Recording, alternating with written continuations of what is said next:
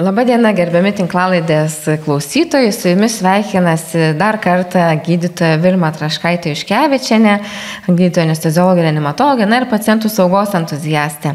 Ir dar kartą noriu priminti, kad rugsėjais Kauno klinikos yra paskelbtas pacientų saugos mėnesiu ir šį kartą jau trečiosios tinklalaidės metu mes kalbėsime apie darbuotojų psichologinę gerovę ir skirsime tam daug dėmesio.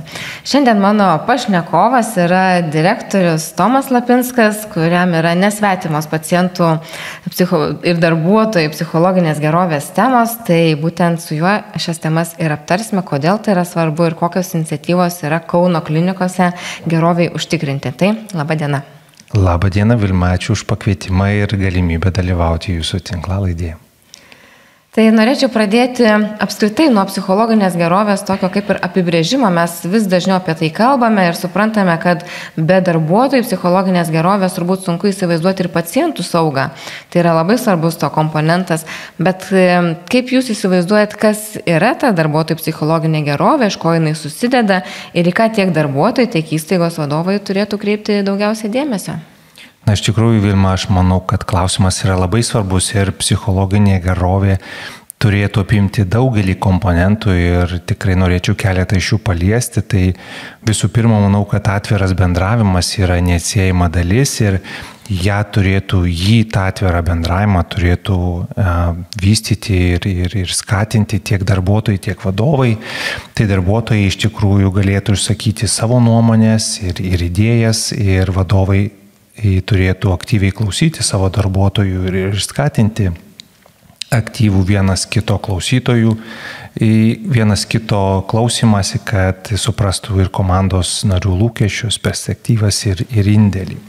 Dar vienas svarbus komponentas, tai be abejonės yra pasitikėjimas ir pagarba. Na, iš darbuotojų turbūt reikalinga abipusė pagarba, kad jie suprastų vienas kitą, kolegas ir nepaisant to, kad jie gali būti labai skirtingi. Na, o vadovai turėtų skatinti pasitikėjimo kūrimą, kad vienas su kitu darbuotojai būtų nuoseklūs, sąžiningi bendraudami vienas su kitu. Dar vienas svarbus komponentas yra grįžtamasis ryšys ir pripažinimas. Turbūt kiekvienas iš darbuotojo nori ir gauti grįžtamą ryšį, bei turėti galimybę jį suteikti. Na, o vadovai turėtų pastebėti kiekvieno iš darbuotojų indėlį ir jį pripažinti ir suteikti grįžtamą ryšį, kad jį gavęs darbuotojas vėliau galėtų tobulėti.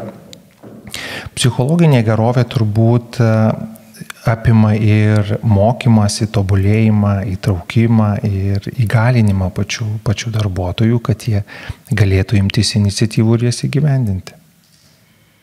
Taip, tai tikrai daug yra komponentų, kas iš ko susideda psichologinė gerovė ir suprantam, kad tai yra svarbus klausimas ir kodėl tai svarbu Kauno klinikom, ar tai svarbu Kauno klinikoms mūsų darbuotojų gerovė? Be abejonės, nes nuo to priklauso ir visos mūsų organizacijos produktyvumas ir pacientų lūkesčiai be abejonės yra aukšti. Ir manau, kad kaip ir kiekvieno organizacijoje, taip ir Kauno klinikose psichologinė gerovė ir skatina tiek atvirą bendravimą, palaiko darbuotojų gerovę, leidžia suteikti aukštesnės kokybės paslaugas, kaip ir minėjau, skatina mokymąsi, augimą, gerina pačios komandos rezultatus ir našumą, bet tai ir yra dar svarbi terpė inovacijoms ir naujiems talentams atsirasti. Taip pat lengvina organizacijos prisitaikymą įvairiose sudėtingose situacijose. Dar svarbus aspektas yra būtent medicininė etika ir bendravimo elgesys. Tai visi šitie dalykai yra svarbus ne tik Kauno klinikoms, bet ir visoms, manau, šiuolaikinėms organizacijoms. Tai paminėjot, kad padeda gera psichologinė gerovė išvengti iššūkių ir geriau su jais susidoroti. Tam galiu tik tai pritarti, nes mes ne per seniausiai, čia visai neseniai turėjom ir COVID pandemiją, kai buvo tikrai psichologiškai daug sunkumų patiriama, tačiau kolegų palaikymas, būtent ta gera atmosfera skyriuje, kur ir man teko dirbti, tikrai padėjo tuos iššūkius įveikti ir su jais susidoroti. Na ir kiekvienais metais pasaulyje ir Kauno klinikose rugsėjais yra toksai kaip ir dedikuojamas pacientų saugai, nes rugsėjo 17 dieną yra minima pasaulinė pacientų saugos diena.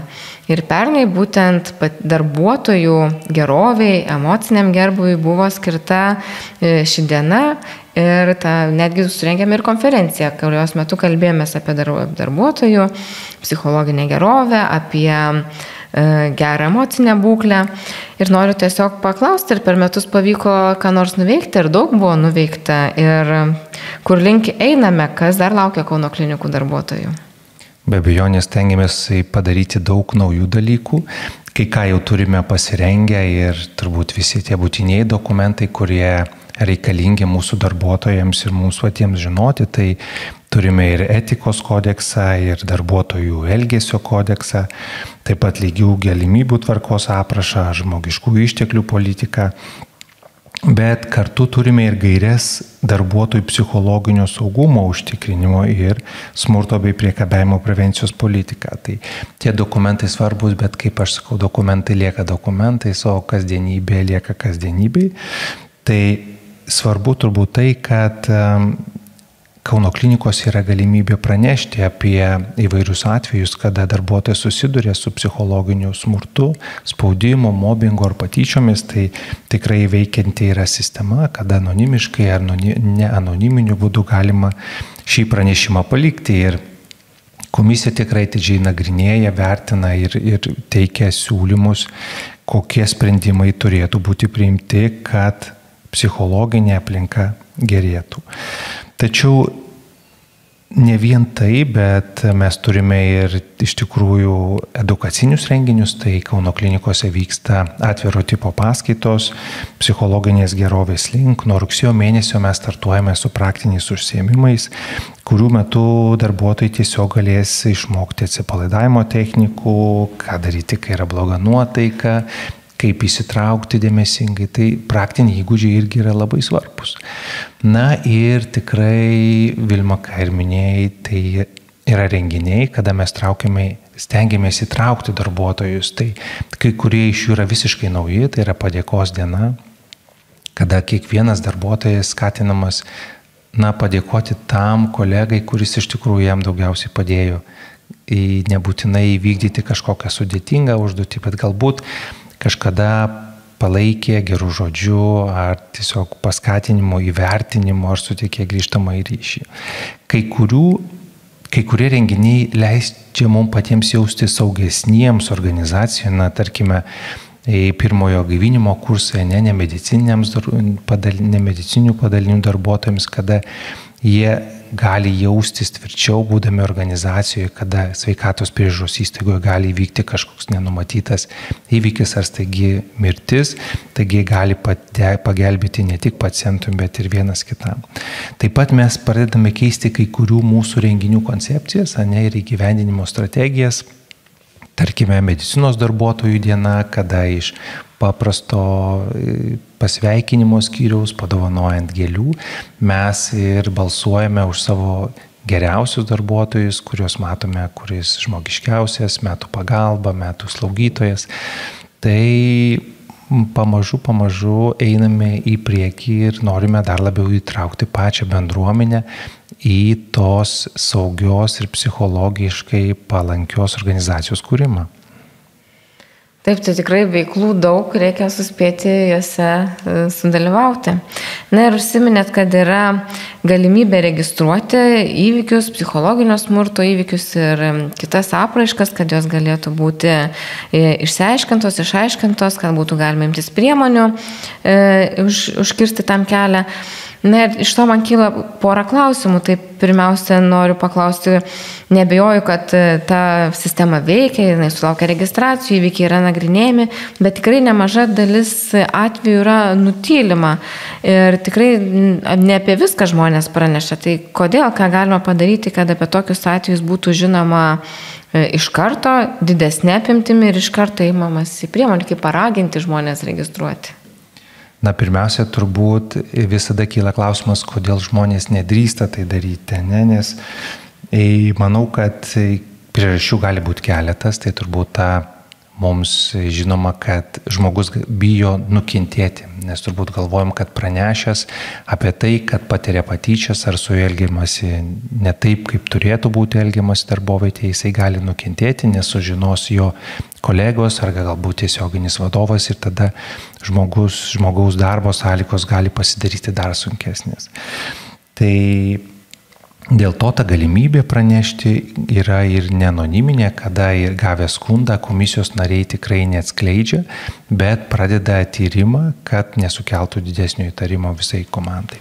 Jeigu darbuotojas nebijo ir praneša neanonimiškai, tai reiškia leidžia identifikuoti, kas elgesi netinkamai ar taiko kažkokias patyčias ar psichologinį spaudimą, tai tada tas komisijos tyrimas gali būti išsamesnis ir rekomendacijos gali būti dar geresnės.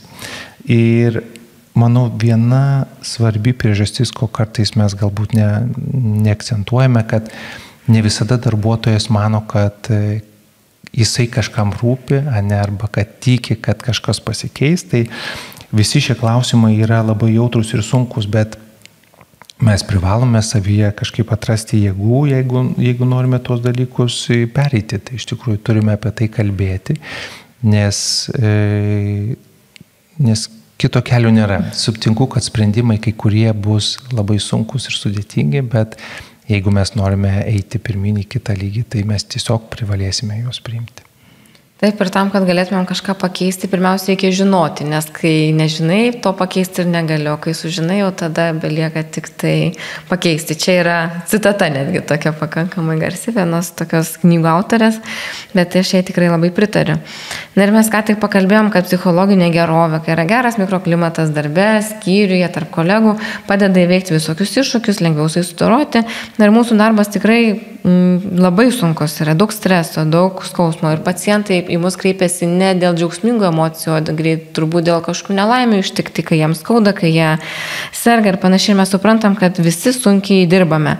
Bet kodėl vis dar pasitaiko, kad sunkiai dirbdami mes dar ir negražiai vieni su kitais elgiamės, nepagarbiai, tyčiamės ir taip dar pasunkinam savo darbo sąlygas. Kur čia slypi tos nesaugumo psichologinio šaknis? Iš tikrųjų labai, labai svarbus klausimas ir aš tikrai pritariu tam, kad labai didelę reikšmę turi mūsų darbo pobūdis. Tai yra didelis kiekis streso, įtampa, didelis darbo krūvis, neretai nepakankamas poilsis ir visą tai išprovokuoja tą tokį neadekvatų elgesį. Manau, kad dar svarbu turbūt konflikto priežastis, nes dėl ko kyla toks dalykas yra dėl vertybių kolizijos, kada mes vieni mato kitaip tą dalyką, kiti priešingai ir dėl to atsiranda konflikto tikimybė.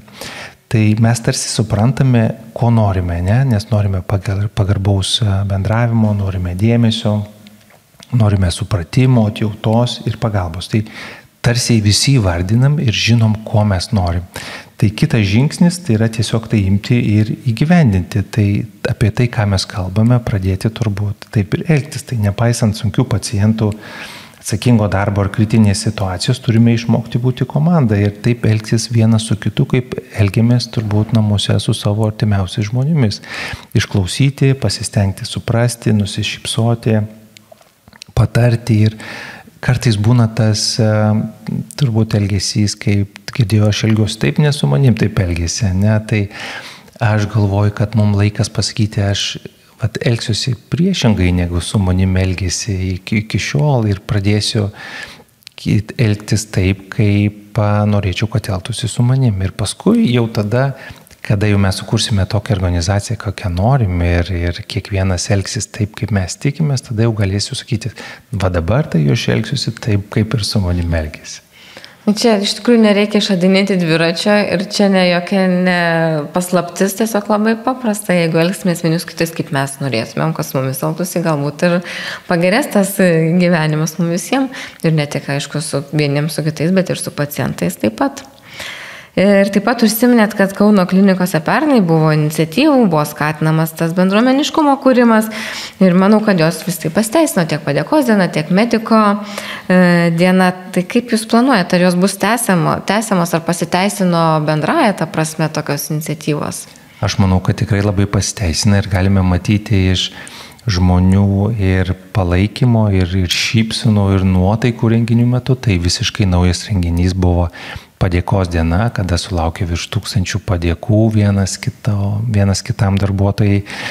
Ir kada vienas ar kitas, ar skyrius, ar padalinys, ar komanda gavo apdovanojimą, kaip arba daugiausiai padėkoja vieni kitiems, ar sulaukia daugiausiai padėkų, tai matėsi jų pasididžiavimas ir šypsena, kaip jie jaučiasi ir mato prasme visame tame. Tai tikrai padėkos diena bus tęsiama ir šiemet taip pat yra planuojama. Kalbant apie medicinos darbuotojų dieną, kaip ir minėjau, šiek tiek keičiam formatą, norim žmonės suburti, tai ne tik ateiti, pasiimti gėlių, bet bent keletui valandų susiburti kažkoje vienoje ar kitoje Kauno klinikų erdvėje, pabūti kartu, praleisti laiką, atsigerti kavos ar arbatos ir pasikalbėti, kaip jiems sekasi dirbti Kauno klinikose. Tai manau, tokie bendruomeniškumą stiprinantis renginiai labai prisideda prie to saugumo ir norimos organizacijos kūrimo. Tikrai taip, ir atsimenu per padėkos dieną ir piragus kažkaip mesgi kepėm, nešėm, buvo ir pirago kartu diena, ir kartu galima buvo ir kavos išgerti, tai tikrai buvo labai... Ir iš tikrųjų visiems užteko ir arbatos, ir piragų.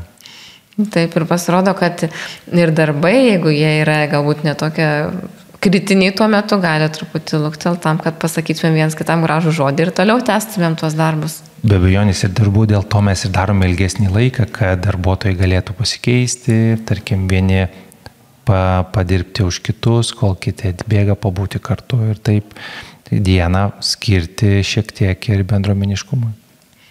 Taip, tai tokie džiaugsmingi renginiai sulaukia tikrai daug dėmesio, bet į kitus renginius, tokius kaip paskaitas ar praktinius užsiėmimus, susibūrimas darbuotojų gali būti ir vangokas ir ne visada pavyksta tą dėmesį pritraukti ir žmonės prikviesti savo darbo vietas trumpam palikti ir ateiti pakalbėti apie svarbius dalykus.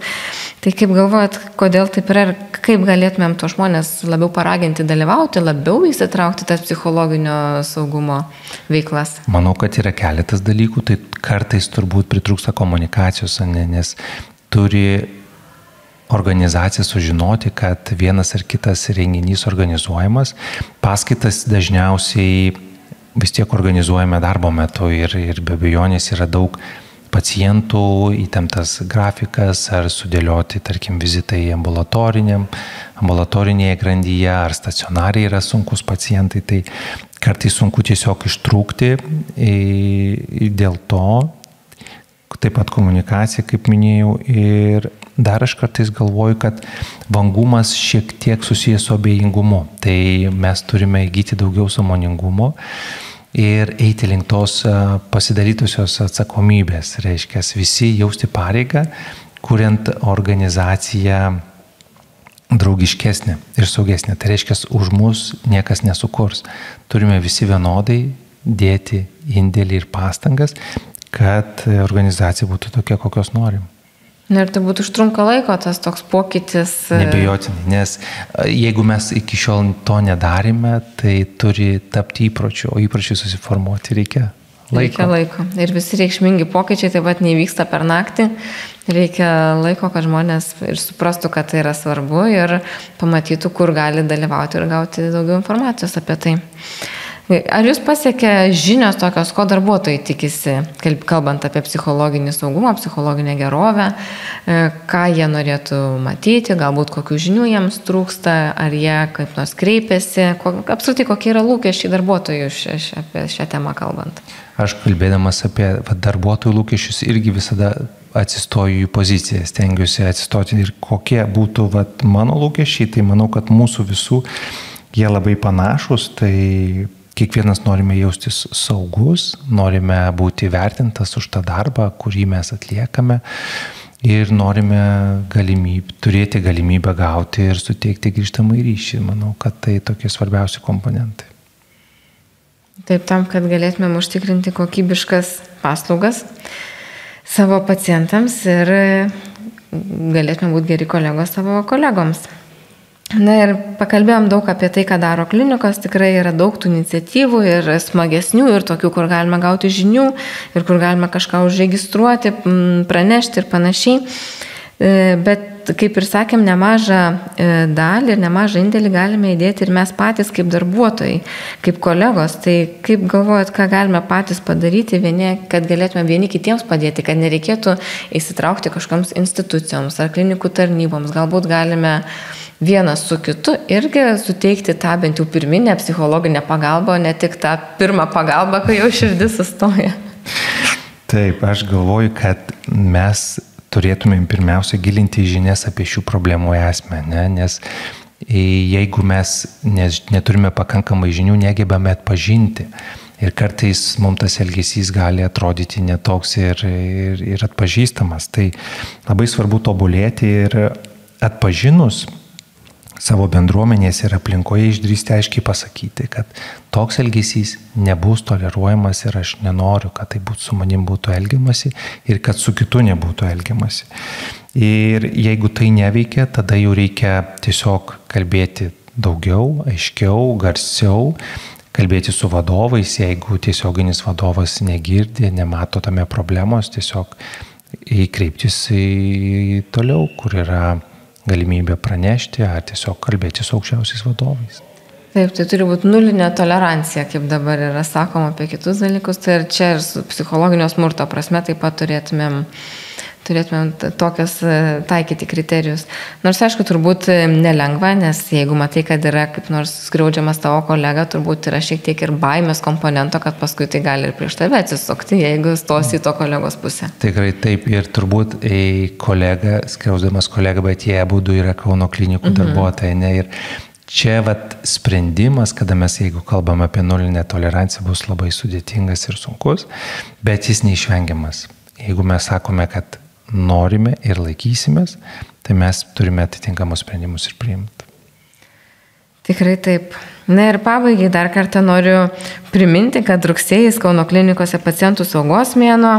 Na ir ką galėtumėt patarti tiek pacientams, tiek sveikatos priežiūros specialistams, kad visi būtumėm saugesni ir galbūt ką nors palinkėti Kauno klinikoms kaip institucijai, kad vėlgi rūpintumėmės pacientais ir darbuotojais.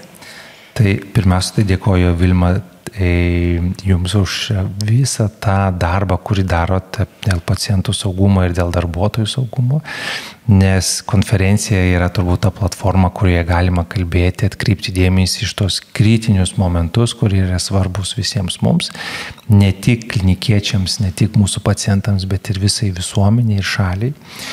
Ir mes esam pakankamai patyrusi tiek visuomenėje, tiek bendruomenėje, turime savo vertybės ir žinome, kokioje visuomenėje norime gyventi ir kokioje organizacijoje dirbti. Tai dabar belieka siekti tikslo, o tikrai norėčiau visiems palinkėti išlaikyti pusiausvyrą emocijų lavinoje, įsiklausimo, pasidalytusios atsakomybės, kuriant savo organizaciją ir tam tikrai prireiks kantrybės.